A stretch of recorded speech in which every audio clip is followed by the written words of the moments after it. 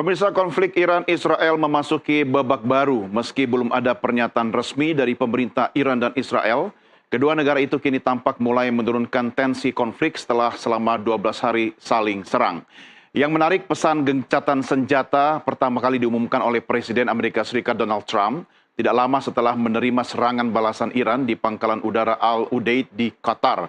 Eskalasi yang meningkat di Timur Tengah membuat sejumlah negara memulangkan warga negaranya, termasuk Indonesia.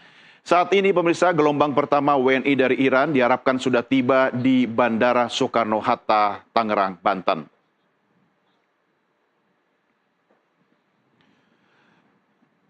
Ya, pemirsa, gambar yang Anda saksikan saat ini adalah gambar langsung dari jurnalis NTV yang saat ini bertugas di Terminal 3 Bandara Soekarno-Hatta, Tangerang, Banten, di mana saat ini kita masih menantikan kepulangan warga negara Indonesia dari Iran yang berangkat dari Baku, Azerbaijan. Jurnalis kami, Emir Hamzah, sudah bersiap di Bandara Soekarno-Hatta untuk menantikan kepulangan warga negara Indonesia yang menurut laporan terakhir dikabarkan sore hari ini akan segera tiba di tanah air dengan melalui berbagai proses imigrasi dan tentunya pemeriksaan kesehatan dan juga data-data imigrasi. Pemirsa, saatnya sekarang Anda menyimak breaking news, sekaligus kami ajak Anda untuk menyimak diskusi terkait dengan topik Amerika Serikat, Rusia, China dorong perdamaian Iran-Israel. Sambil tentunya kami nanti akan mengajak Anda untuk mengikuti perkembangan terkini terkait dengan kepulangan warga negara Indonesia yang diharapkan tiba kembali di tanah air untuk gelombang pertama ini. Saya sudah terhubung dengan Ketua Program Studi Kajian Wilayah Timur Tengah dari Universitas Islam Universitas Indonesia, yaitu Profesor Yon Mahmudi, dan juga jurnalis serta pengamat Timur Tengah Mustafa Abdul Rahman. Selamat bergabung Prof. Yon dan Pak Mustafa, apa kabar? Baik. Ya, terima kasih Bapak-Bapak sudah bersama kami. Prof. Yon, bagaimana Anda mensikapi perkembangan terkini di Timur Tengah terkait dengan konflik Iran dan Israel? Tiba-tiba Presiden Amerika Serikat Donald Trump menawarkan gencatan senjata. Prof, komentar Anda. Ya, mungkin banyak yang kaget ya ketika Donald Trump mengumumkan gencatan senjata, karena kan posisi tensinya kan sedang tinggi-tingginya ya. Ya. Tiba-tiba kemudian seperti anti klimaksnya itu berbalik gitu ya, bahwa ada gencatan senjata. Kita lihat kan serangan yang dilakukan oleh Iran terhadap pangkalan militer yang ada di Qatar ya, di Al-Udeid, itu asumsinya kan akan membuka dan menambah ketegangan baru, karena itu kan menyangkut fasilitas yang ada di kawasan Timur Tengah dan itu dimiliki oleh Amerika. Tetapi ternyata tidak lama setelah itu kemudian Donald Trump ya mengumumkan bahwa Iran dan Israel telah setuju ya untuk mengadakan gencatan senjata. Bahkan ya Donald Trump memuji ya kedua negara itu, termasuk juga memuji Israel, memuji Iran dan juga dunia pada umumnya, termasuk juga peran Amerika. Nah, ini dalam posisi ini kan tentu kemudian menimbulkan pertanyaan, kenapa secepat itu ya Donald Trump mengumumkan gencatan senjata, padahal ketika setelah melakukan serangan itu kan ancamannya sangat keras ya, bahwa Iran dihimbau untuk tidak melakukan serangan balik apapun, karena kalau itu dilakukan nanti akan mendapatkan ya balasan yang itu jauh ya lebih merusak ya dampaknya, dan harus berhati-hati. Nah, begitu kemudian terjadi serangan, ternyata malah terjadi anti klimaks itu. Nah, saya melihat memang di balik itu semua ternyata sudah berjalan ya di bawah meja, yaitu diplomasi yang juga dilakukan oleh Qatar sendiri, dan juga tentu melibatkan ya percakapan antara Putin yang mengatakan kepada Menteri Luar Negeri bahwa dia sudah menghubungi pihak-pihak yang ada ya, termasuk menghubungi Presiden Iran, kemudian Israel, Donald Trump, dan negara-negara yang kepentingan, yang intinya sih memang menuju deeskalasi, jadi tidak melanjutkan pada perang terbuka yang lebih besar lagi. Jadi seperti itu ya. Ya, ini lucu juga ya Prof. Ya. Artinya lucu tapi juga mengagetkan. Karena Amerika Serikat, si Uncle Sam ini kan selalu mengaku sebagai hopengnya Israel. Lagi-lagi kemudian setelah fasilitas Amerika di Qatar mendapatkan serangan dari Iran, dia tiba-tiba menyatakan gencatan senjata. Lah, dia aja sendiri belum ada komunikasi dengan Iran gitu kan. Menurut Prof. Yon sendiri, apakah ini strategi Trump untuk kemudian ambil nafas, tarik nafas, menyiapkan peluru untuk kemudian menghajar dalam serangan balasan berikutnya? Atau bagian dari sebenarnya murni upaya untuk tidak melanjutkan eskalasi perang yang lebih besar? Nampaknya ini kan tidak ada pilihannya bagi Trump ya, bahwa serangan Trump ke Iran itu kan tidak ada satupun ya negara yang mendukungnya, walaupun beberapa sekutunya mengatakan itu bersifat legal ya, karena untuk menghancurkan fasilitas nuklir yang dimiliki oleh suatu negara yang mengancam. Tapi kan tentu kita juga bisa melihat ya bagaimana bahayanya apabila terjadi radiasi atau kebocoran. Dan yang terjadi adalah setelah serangan dan Trump mengatakan sudah menyelesaikan, successful ya, dihancurkan, tetapi laporan tidak ada kebocoran. Nah, ini kan perlu ditanya apakah memang tidak ada nuklirnya gitu ya.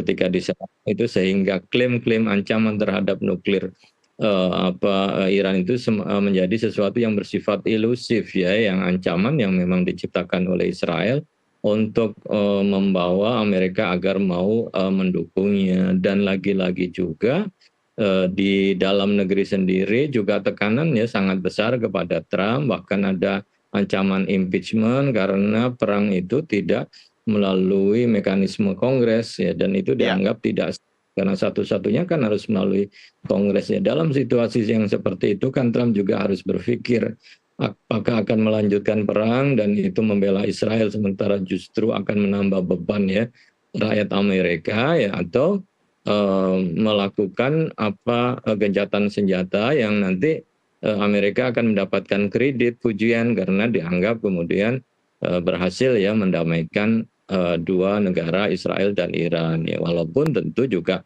bukan sepenuhnya atas inisiatif Trump, tapi juga ada pihak-pihak lain yang kemudian juga menjadi elemen penting di dalam hal ya keputusan untuk melakukan gencatan senjata ini. Ya, baik. Pak Mustafa, bagaimana komentar Anda melihat perkembangan di Timur Tengah saat ini, Pak Mustafa?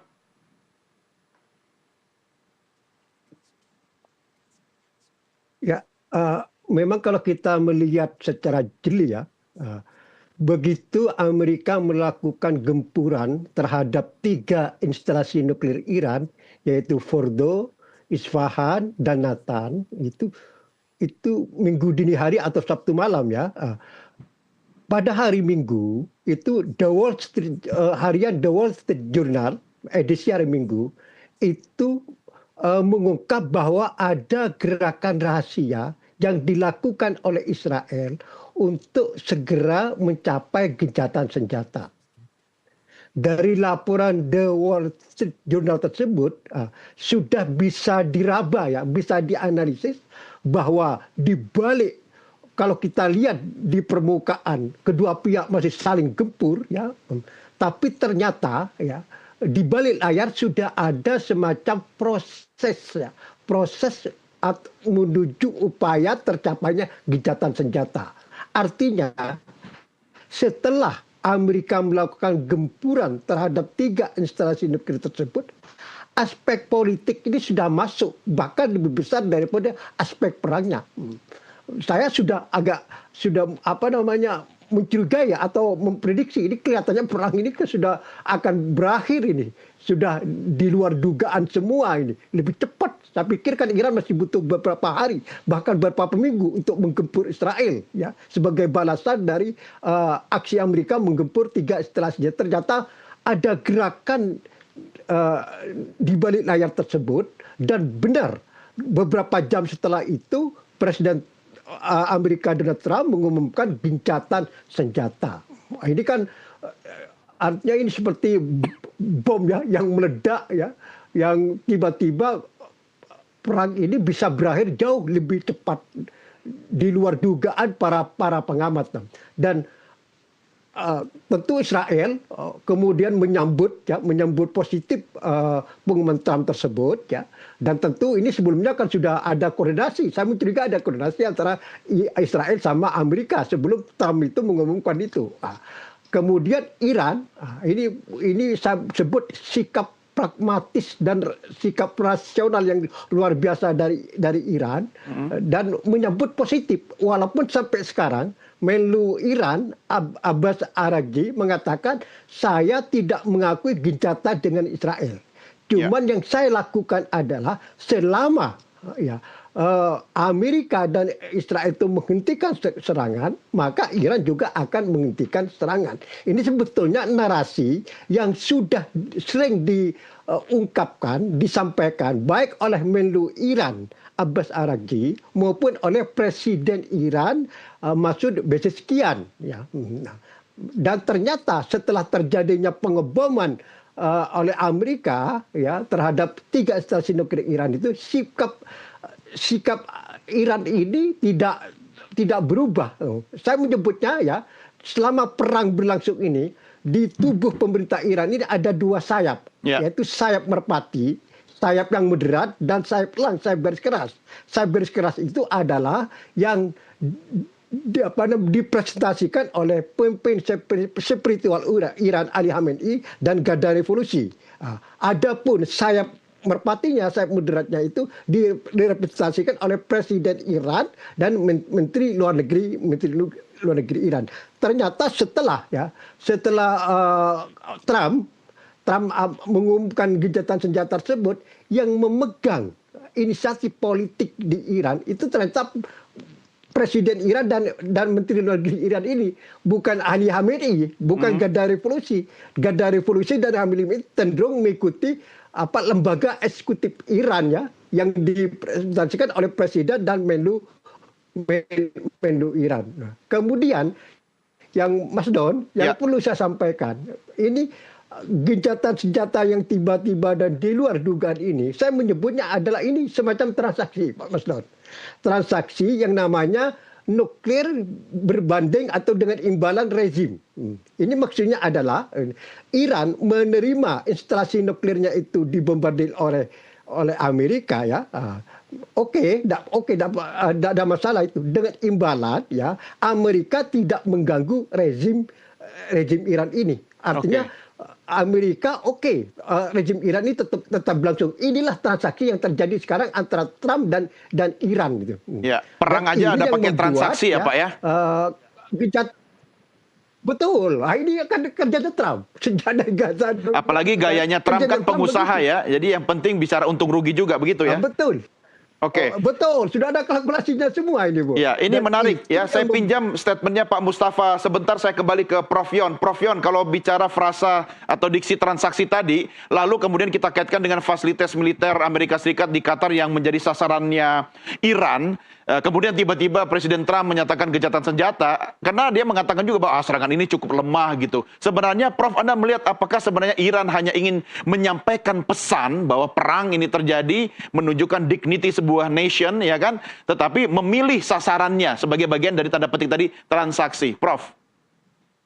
Ya tentu kan memang Iran harus menjaga ya kehormatannya sebagai negara yang diserang dan tidak mau serta-merta langsung ya menerima tawaran gencatan senjata, walaupun itu akan menguntungkan untuk bisa bernapas, tapi kan serangan balik yang menunjukkan kehormatan perlu dilakukan. Nah, serangan terhadap pangkalan militer Amerika yang ada di Qatar itu kan juga pada bertanya, padahal hubungan Qatar dan Iran sedang baik-baiknya gitu ya, kenapa wilayah itu yang diserang.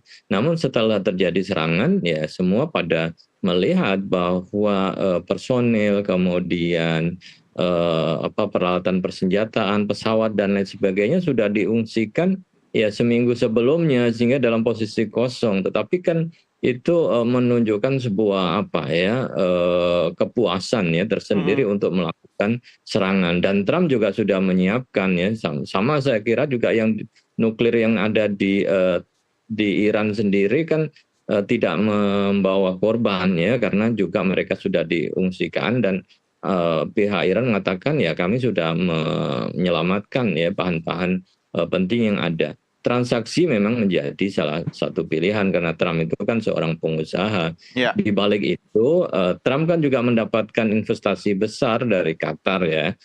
Dia mendapatkan investasi 1,7 triliun US dollar, pesawat kepresidenannya akan betul. diganti oleh Emir Qatar. Nah, dia bilang kan ya bodoh kalau kemudian tidak diterima, kemudian nekat mau perang terus, sementara di depan mata ada Ada cuan. investasi.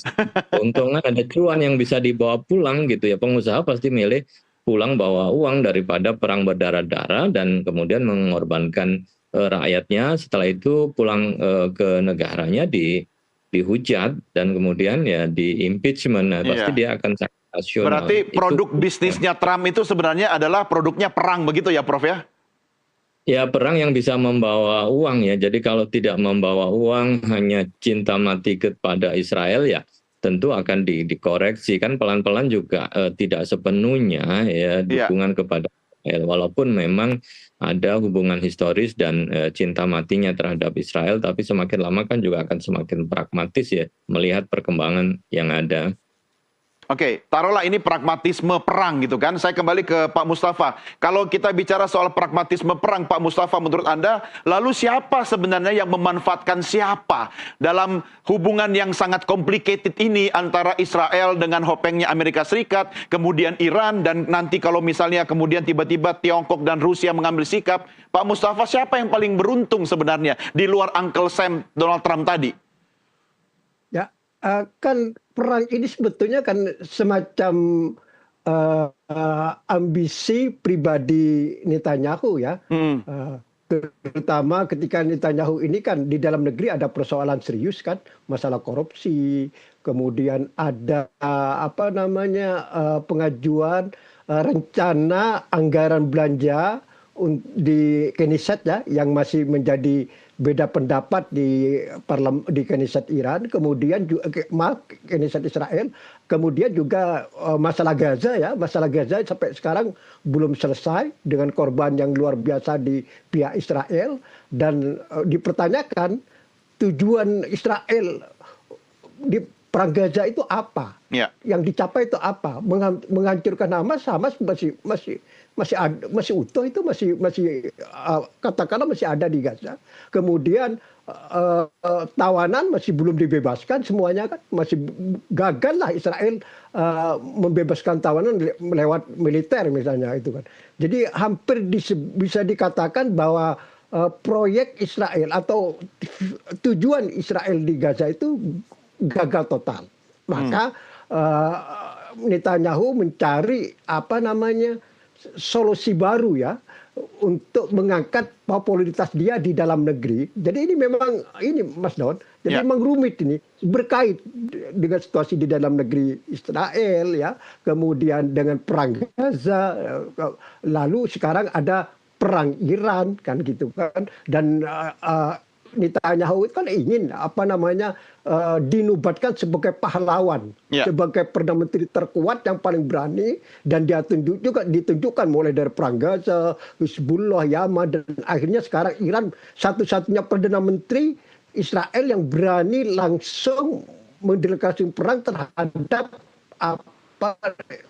terhadap Iran sebagai induk dari proksi-proksi yang ada sekarang itu. Jadi ini tujuan utama. Tapi masalahnya sekarang apa yang dicapai oleh Israel setelah gencatan senjata ini. Memang saya lihat ini win-win solution ya. Israel dapat, Iran tentu dapat, Amerika juga dapat. Tapi kalau lihat dari untung ruginya, paling rugi untuk saat ini ya, bukan untuk yang akan datang, Israel. Karena Israel itu, Israel Pak. Karena Israel itu kan sering, Perdana Menteri Netanyahu itu sering mengumandangkan narasi bahwa perang ini selain tujuan untuk menghancurkan program nuklir Iran, berikutnya adalah tidak bisa dihindari untuk menghancurkan juga industri rodal balistik Iran.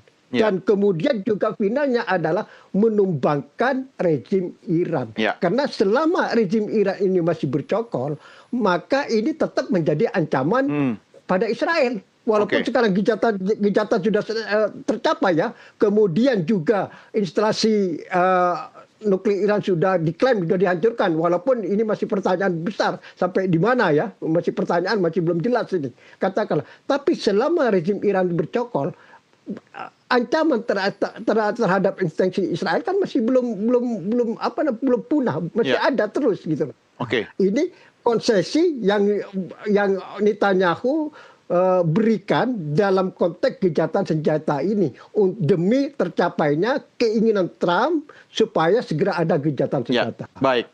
Pak Mustafa dan Prof Yon, kita jeda sejenak, kita lanjutkan diskusi kita di kesempatan di segmen berikutnya. Pemirsa, jangan kemana-mana, kami segera kembali sesaat lagi. Senjata, beberapa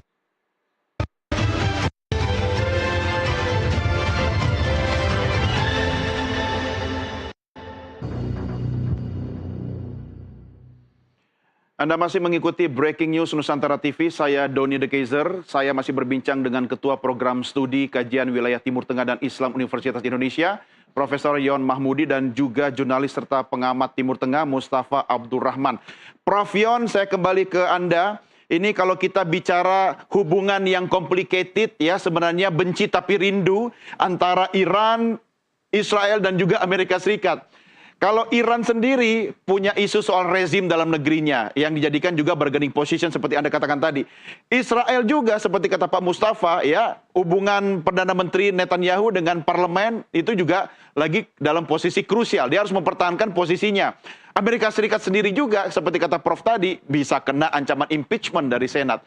Sebenarnya ini akan berlangsung lama atau ketika masing-masing sudah merasa mendapatkan manfaat dari war incorporation ini, Prof, lalu perang berhenti. Analisa Anda, Prof? Ya, tentu kan masing-masing ya mencoba untuk mencari take advantage ya, keuntungan dari itu. Yang paling mencolok kan ya Amerika selalu bisa mengambil setiap keuntungan konflik-konflik yang ada. Orang kalau kemudian secara rasional ya bertanya untuk apa sih Amerika membuat pangkalan militer sebanyak itu dan menghabiskan dana yang besar begitu ya. Iya. Pasti kan ada tujuan-tujuan yang dalam perspektif ya tidak hanya keamanan ya, tapi juga kan harus membawa keuntungan secara ekonomi. Jadi pergerakan senjata, kemudian kapal selam ke suatu wilayah, ya asumsinya kan untuk membuat wilayah itu menjadi tenang.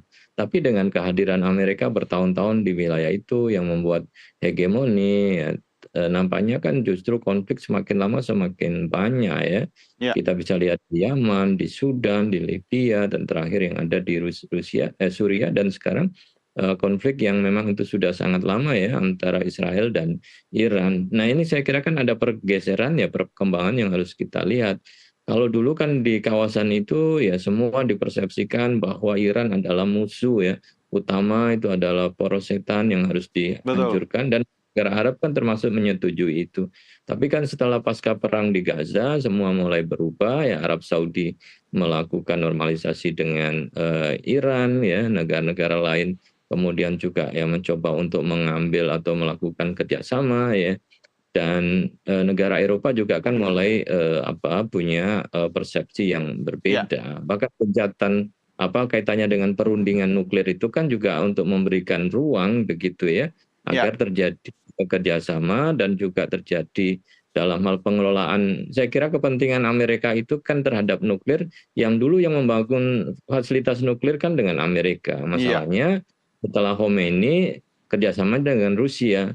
Kalau kerjasamanya dengan Amerika, dengan Eropa pasti posisinya aman, nggak perlu digempur. Dari dulu kan mereka yang melakukan itu. Jadi ya perspektif ekonomi, keuntungan itu selalu menjadi perhatian mereka. Ya, baik. Prof Yon dan Pak Mustafa, saya harus sela sejenak diskusi kita. Kami ajak Anda berdua dan juga pemirsa untuk kita menuju ke Terminal 3 Bandara Soekarno-Hatta untuk kita mengikuti perkembangan terkini proses pemulangan warga negara Indonesia dari Iran melalui Baku, Azerbaijan. Sudah siap jurnalis NTV Emir Hamzah. Emir, bagaimana perkembangan terkini terkait dengan pemulangan WNI kita?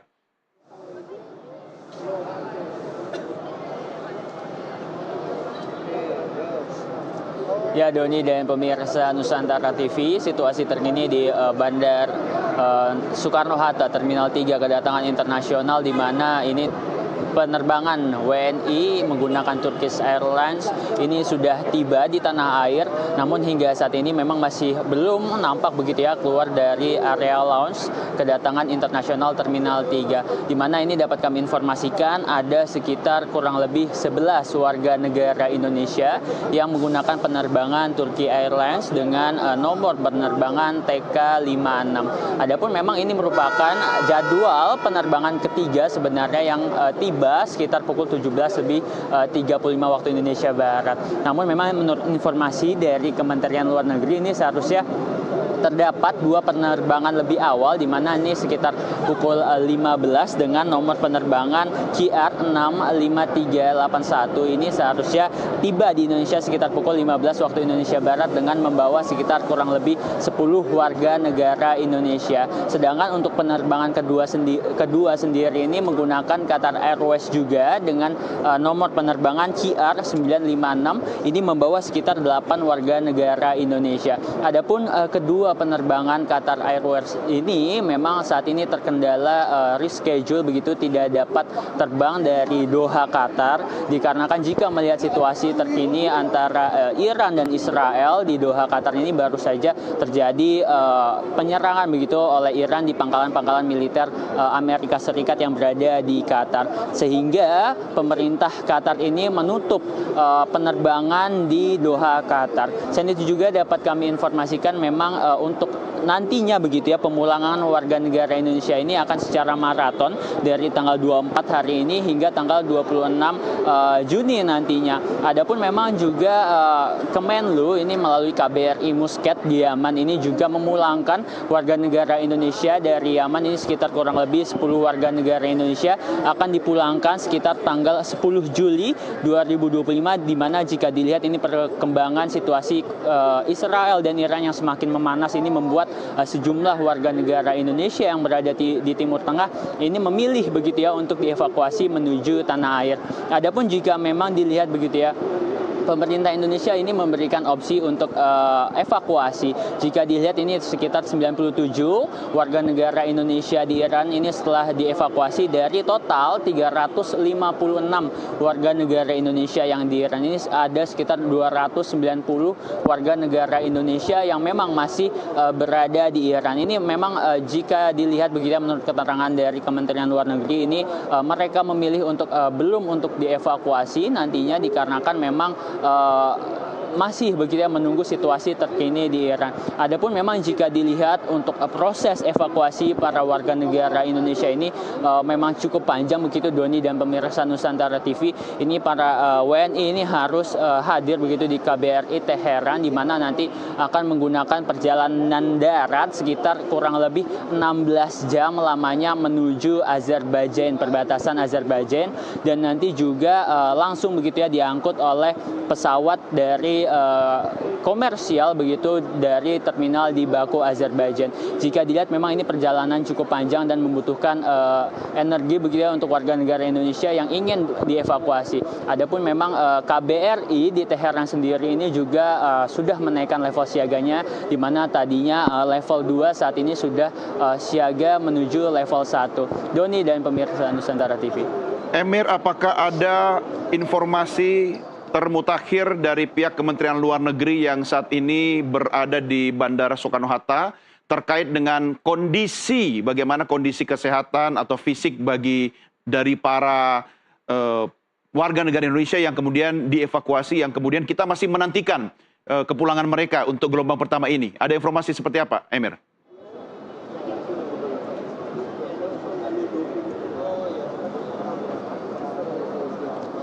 Ya Doni, memang informasi terkini yang dapat kami sampaikan, situasi memang saat ini sudah dikonfirmasi pesawat Turkish Airlines ini sudah tiba dan landing secara selamat di tanah air. Memang saat ini mereka masih sedang proses imigrasi, di mana ini masih dicek paspor serta IMEI-nya di imigrasi, dan nantinya ini memang akan mengambil bagasi dan nanti akan keluar tepat di belakang saya ini di lounge kedatangan Terminal 3 Internasional internasional. Memang saat ini kami masih menunggu informasi dari Kementerian Luar Negeri yang nantinya begitu ya akan diberikan pernyataan langsung oleh Direktur Perlindungan WNI Kementerian Luar Negeri, yaitu Judan Nugraha, yang nantinya akan memberikan pernyataan di mana nanti ketika kedatangan 11 warga negara Indonesia yang baru saja tiba di tanah air, tepatnya di Bandara Soekarno-Hatta Terminal 3, kedatangan internasional. Doni.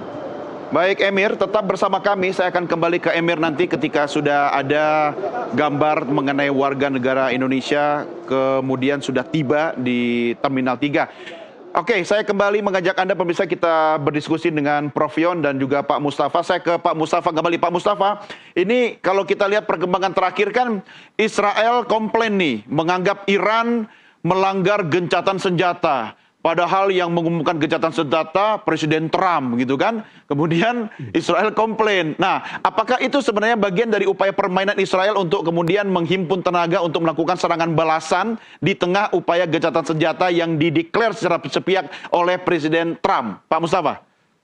Ya, tapi komplain Israel itu kan dibantah oleh Iran. Bahwa Iran tidak melakukan penembakan atau peluncuran rodal setelah gencatan senjata ini. Jadi memang tidak tahu siapa yang rodal itu dari mana. Ya. Iran sampai sekarang membantah. Jadi artinya Iran itu komitmen dengan gencatan senjata ini sampai sekarang. Jadi Israel menuduh, tapi Iran membantah, gitulah. Terkait masa depan gencatan senjata, ini kepentingan semua pihak. Israel juga mengambil manfaat yang luar biasa dari gencatan senjata ini. Sebab kalau perang ini terus berlangsung cukup lama ya, dan ini terjadi satu-satu, Amerika tidak terlalu masuk, Israel itu akan kalah. Oh, Anda bisa yakin begitu Pak Mustafa? Ya, Israel itu kecil, Pak. Jadi geografis Israel itu adalah ya kecil sekali. Negara Israel itu dari utara ke selatan itu hanya sekitar 200 kilometer. Ya. Terus dari barat ke timur itu tidak sampai 100 meter, itu sekitar 70 atau 80 meter. Saya berapa kali ke sana itu sudah tahu lah geografis gitu kan. Yang ingin Anda sampaikan kalau Amerika Serikat tidak terlibat secara penuh dan mendukung habis-habisan, Israel akan babak belur begitu ya Pak?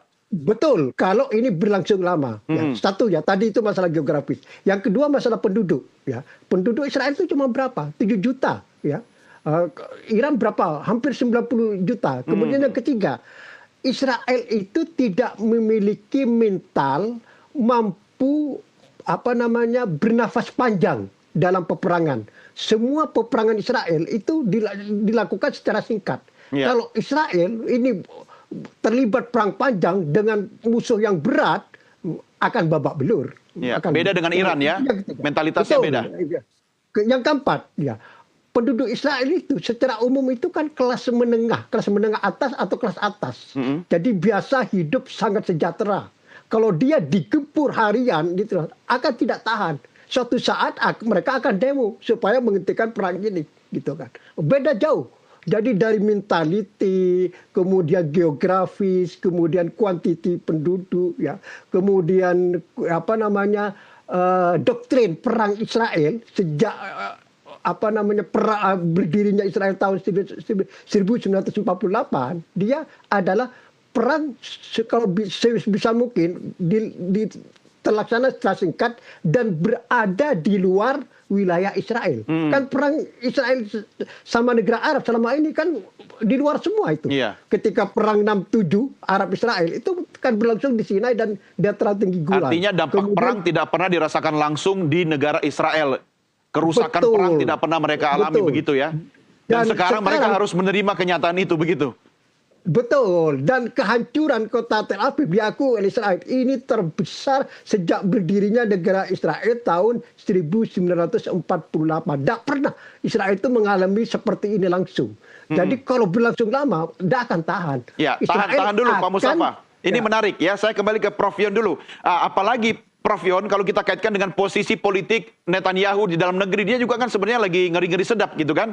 Dia harus bagaimana mengamankan perang ini sebagai panggung dia untuk mempertahankan kekuasaan. Kalau tidak, habis juga dia. Banyak kasusnya dia juga yang akan kemudian dituntut oleh Netanyahu. Tapi Prof Yon, bagaimana sebaiknya negara-negara internasional itu harus bersikap? Kan banyak negara yang sebenarnya diam, tapi dalam hati syukurin lo. Ya kan, diam tapi bersyukur ketika Iran kemudian mewakili suara banyak negara menggempur Israel. Anda melihatnya seperti apa, Prof? Ya, kan sudah mulai muncul kesadaran ya, bahkan di antara pemimpin-pemimpin dunia yang melihat sebenarnya Iran itu adalah troublemaker ya, anak kecil yang tengil istilahnya, yang selalu mengganggu. Tapi ketika dibalas dia teriak-teriak minta tolong, jadi seperti play victim, seperti menjadi korban. Nah, dia lupa apa yang dia lakukan di Gaza ya. Iya, pada saat terjepit ya, kondisinya terjepit, dukungan itu semakin berkurang. Nah, dia mencoba untuk mencari musuh baru yang bisa mendekatkan ya teman lamanya untuk mau bergabung. Nah, Iran dijadikan sebagai target. Tetapi resikonya ternyata kan itu bukan mengangkat nama Netanyahu ya. Setelah serangan dilakukan oleh Iran itu dampaknya sangat fatal gitu ya. Rakyat penduduk Israel terutama yang di Tel Aviv atau di Haifa kan belum pernah menyaksikan rumah-rumahnya hancur ya, berjatuhan. Kemudian sebagaimana padahal itu kan hal-hal yang wajar yang selalu dilakukan oleh Israel ya. Dan seakan-akan minta belas kasihan ya, bahwa Iran telah melakukan serangan terhadap rumah dan lain sebagainya. Sehari-hari yang melakukan mereka adalah seperti itu ya. Jadi kadang orang kemudian dunia internasional juga mulai melihat begitu ya, bahwa perang yang dilakukan oleh Israel itu kan seperti perang yang sudah tidak jelas lagi begitu ya. Bahkan lebih banyak merugikan ya, memberikan dukungan kepada Israel ya, dibandingkan kemudian ya mulai berpikir ya, punishment saya kira juga mulai harus dilakukan ya. Netanyahu adalah masalah, nah ini juga harus bisa kemudian diselesaikan, karena kalau tidak ya dari mulai memimpin ya 93 atau 95 ya itu kan agenda-agendanya adalah agenda perang begitu ya, tetapi justru tidak menambah kedamaian ya, semakin banyak ya musuh-musuh yang menjadikan Israel semakin tidak aman begitu ya. Saya kira ini ya kondisi Israel seperti itu ya. Ya, baik. Prof Yon dan Pak Mustafa, sejenak kami ajak Anda kembali berdua untuk kembali ke Terminal 3 Bandara Soekarno-Hatta. Sepertinya sambil kita mungkin bisa melihat gambar langsung dari Bandara Soekarno-Hatta, ini dari jauh kita bisa saksikan, saya melihat ada wajah-wajah warga negara Indonesia yang sudah tiba di Terminal 3, khususnya di kedatangan internasional, tapi kami belum bisa memastikan karena belum keluar dari ruang kedatangan sehingga kami belum bisa melihat kondisinya seperti apa, tetapi hampir pasti dipastikan karena juga tampak di sana ada beberapa staf dari Kementerian Luar Negeri yang mendampingi warga negara Indonesia kita yang sudah berhasil dievakuasi untuk gelombang pertama ini dengan menumpang Turkish Airlines. Saya akan berusaha menghubungi jurnalis NTV Emir Hamzah yang masih bertugas di Terminal 3 Bandara Soekarno-Hatta. Mudah-mudahan nanti bisa melakukan pemutakhiran informasi terkait dengan kepulangan warga negara Indonesia yang sudah tiba di tanah air untuk gelombang pertama ini.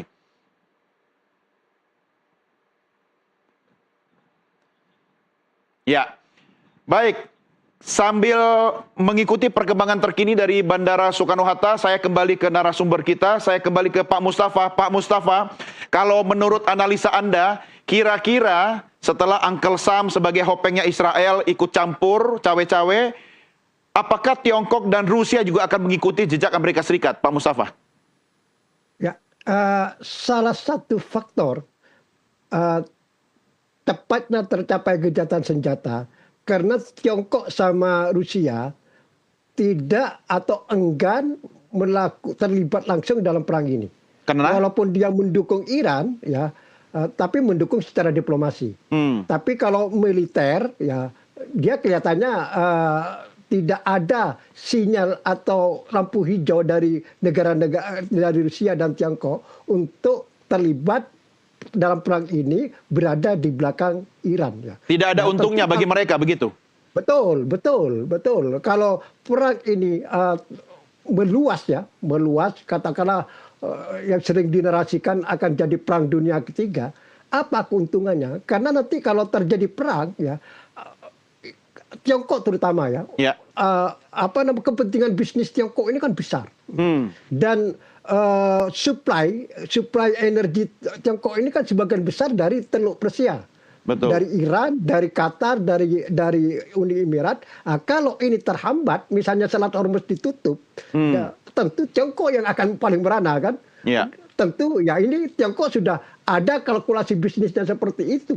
Buat apa saya terlibat kayak yang seperti kayak begini, yang juga hasilnya gak jelas? Lebih baik kita apa namanya mempertahankan yang sudah jelas ini. Jangan sampai terjadi perang meluas, tapi apa nama supply energi ini tetap aman. Tentu begitu kan. Rusia, ya ini Rusia lagi. Rusia ini kan sudah capek dengan perang Ukraina. Iya. Sampai sekarang masih Perang panjang juga ya mereka ya. mau perang lagi itu kan. Itu kan seperti tidak masuk akal. Jadi kondisi kedua negara ini yang dicalonkan sebagai calon kuat membackup Iran, kelihatannya mereka tidak siap. Siapnya hanya apa namanya membantu mendukung secara diplomasi. Iya, iya. Ini artinya saya kembali ke Prof Yon, ini adalah perang yang sepi ya. Prof, analisa Anda, Prof? Ya, memang dunia pada umumnya kan tidak siap dan tidak mau berperang ya. Negara-negara Arab kan juga sudah lama ya merasakan bahwa ya pasti perang akan mengganggu ekonominya. Iya, lagi resesi ekonomi malah bikin perang ya kan? Ya, ngabis-ngabisin uang gitu. Betul. Siapa yang mau kasih ke perang kalau kemudian tujuan apa keuntungannya juga belum jelas ya. Beda kan perang dunia 1, perang dunia 2 itu kan masalah eksistensi, sumber daya yang harus mereka rebut dan lain sebagainya. Nah, sekarang kan jadi nggak jelas ya. Israel dengan Iran itu kan dua negara. Israel dari aspek mengatakan eksistensi Israel yang harus dijaga. Tapi kan apakah semua negara harus mengorbankan diri guna menjaga eksistensi Israel kalau tidak ya mendapatkan keuntungan ya demi kepentingan nasional mereka begitu ya, termasuk Cina, Rusia kan juga saya kira seperti itu ya pertimbangannya, apalagi ya, Amerika yang sudah dikritik ya uang pajaknya banyak dipakai ya untuk misi-misi ke Timur Tengah, tetapi returnnya belum juga berhasil ya. Contohnya di Afghanistan kan investasi perangnya besar, tapi kan belum sampai mendapatkan return sudah pulang duluan ya keluar dari Afghanistan. Nah, hal-hal semacam itu kan mungkin tidak mau rakyat Amerika itu terulang kembali begitu ya. Apa untungnya bagi Amerika berperang ya melawan Iran?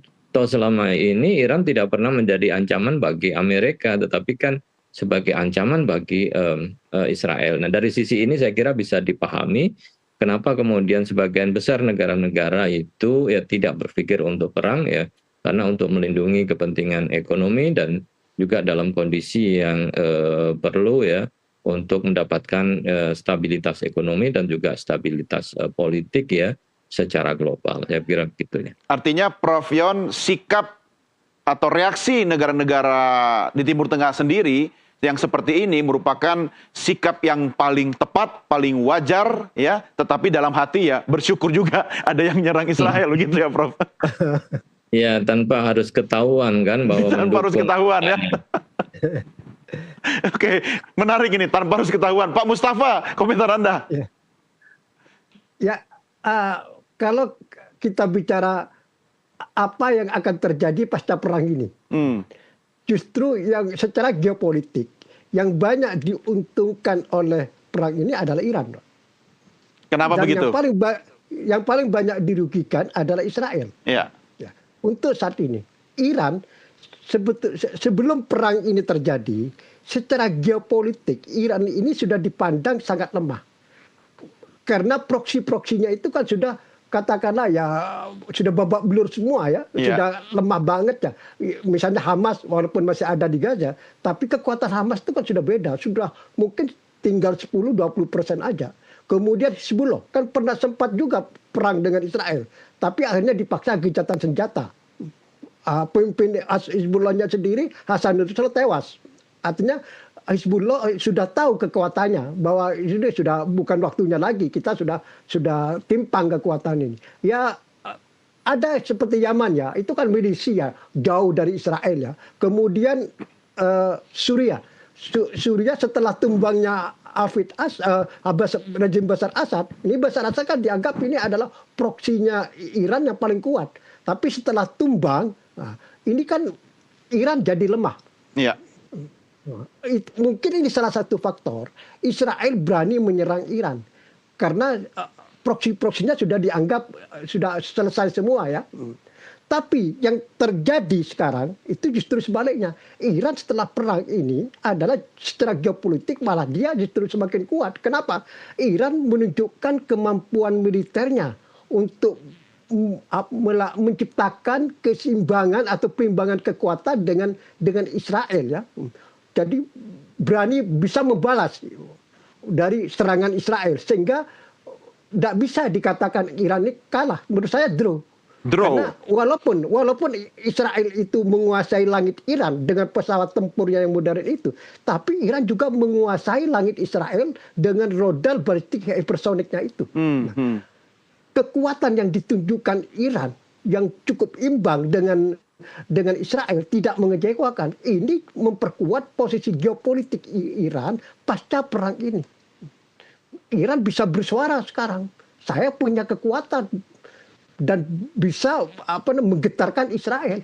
Saya kira nanti akan banyak negara Arab yang akan memperkuat hubungannya dengan Iran ya.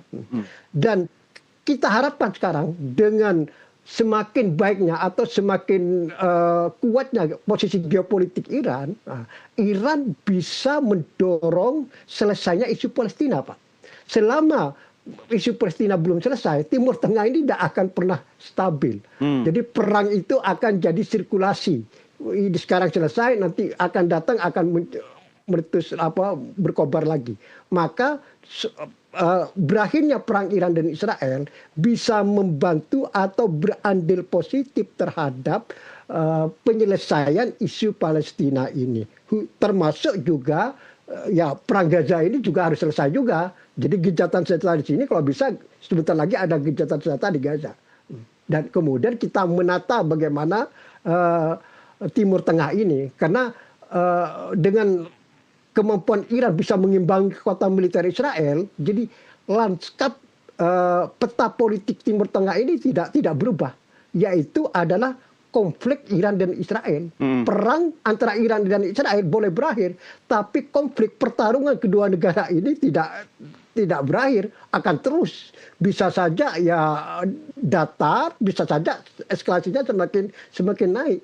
Ya. Jadi berakhirnya perang ini bukan berarti Timur Tengah ini akan stabil, akan lebih tenang, lebih aman, belum tentu. Karena lanskap konfliknya ini tidak berubah, yaitu konflik Iran dan Israel. Ya, apalagi Iran sekarang semakin percaya diri ya, semakin percaya diri, dia siap perang kapan saja dengan Israel gitu. Ya, ini menarik ya kata Pak Mustafa tadi. Ini kan kata kuncinya penataan kembali Timur Tengah ya. Nah, Prof Yon, kalau bicara tentang penataan Timur Tengah, ini kan lagi-lagi saya selalu teringat apapun yang dilakukan oleh Donald Trump itu ujung-ujungnya aspek bisnis. Bagaimana dia ingin menata kembali Gaza, ya ujung-ujungnya bisnis properti juga begitu kan. Saya ingat ya, kita semua setuju bahwa Amerika dulu menyebut Iran itu sebagai poros setan. Ya kan? Tapi kalau kita lihat perang sekarang itu yang kondisinya yang complicated, sebenarnya siapa memanfaatkan siapa? Amerika juga memanfaatkan Iran, berarti Amerika memanfaatkan setan. Jangan-jangan sesama setan saling memanfaatkan ini. Apa yang terjadi nih, Prof? Ya kan Amerika menyebut sebagai poros setan, tetapi baru saja kemudian Donald Trump mengatakan God bless Iran itu kan itu dia pusing saya sama Trump ini gitu. Karena apa gitu ya, yang awalnya disebut setan sekarang sudah dirahmati ya oleh Allah Subhanahu wa taala. Jangan-jangan Trump sesama setan dengan Iran. Nah itu kan penataan ulang saya kira menjadi penting, dan memang ya harusnya kemudian setelah itu ya sudah harus kembali back to laptop ya, kembali kepada masalah utama yaitu konflik yang terjadi antara Israel dengan Palestina yang harus diselesaikan, karena ini menjadi masalah utama ya yang memang harus menjadi perhatian. Yang selama ini kan coba dibelokkan dulu ke Iran ini Iya.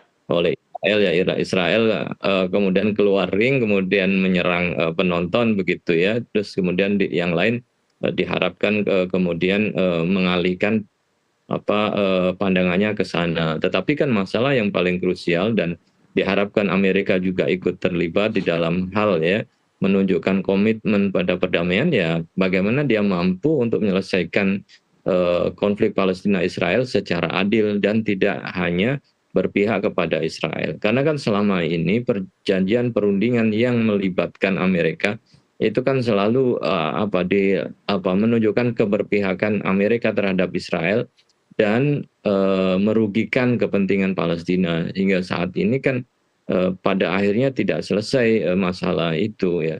Saat Israel kemudian memindahkan ibu kota dari Tel Aviv ke Yerusalem, tetapi Donald Trump pada periode pertama malah justru kemudian ikut memindahkan kedutaan Amerika ke Yerusalem ya, dan menyebut bahwa ini adalah ibu kota Israel. Artinya kan dalam satu sisi ketika mau dianggap sebagai negara yang punya great power, itu kan yang punya kekuatan yang great itu kan menunjukkan kemuliaan, kebesaran.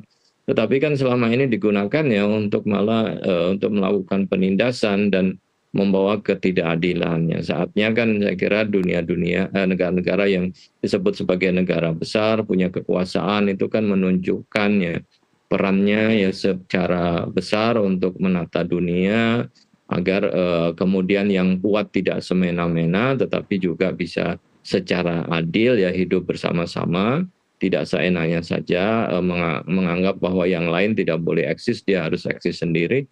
Hal-hal semacam itu kan juga harus mulai dipikirkan ulang agar hukum internasional, norma itu akan tetap digunakan, jangan hanya kemudian untuk kepentingan ya mereka saja, eksistensi ya mereka negara-negara yang besar saja. Baik, Prof. Yon dan Pak Mustafa, saya harus akhiri sampai di sini diskusi kita malam ini. Kita mengikuti terus-menerus bagaimana perkembangan di Timur Tengah. Terima kasih Prof. Yon, Pak Mustafa, terima kasih. Sampai berjumpa kembali. Selamat malam. Ya, selamat. Baik, pemirsa, demikian diskusi saya dengan Profesor Yon Mahmudi dan juga jurnalis dan pengamat Timur Tengah Mustafa Abdul Rahman. Sekaligus mengakhiri Breaking News Nusantara TV untuk malam ini. Saya Doni De Gezer, terima kasih atas kebersamaan kita. Kami akan kembali dengan NTV Prime.